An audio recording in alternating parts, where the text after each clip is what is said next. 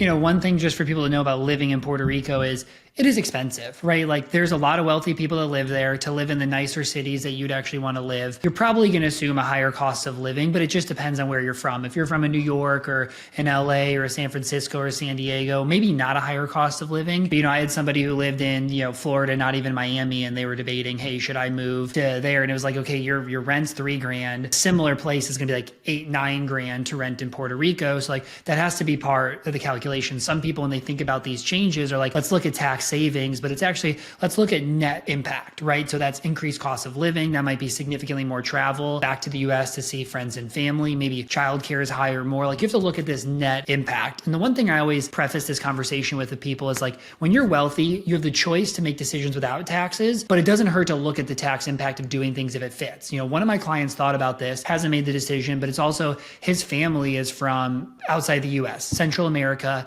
And so it's actually closer for them to visit. They go there all the time. So he's like, tax savings plus better for my family, versus other people are like, I live in New York, I got young kids, my family's in New York, moving to Puerto Rico just to save on taxes might actually not be the best in that situation. So let's think about taxes, let's think about your life, but it's really compelling here.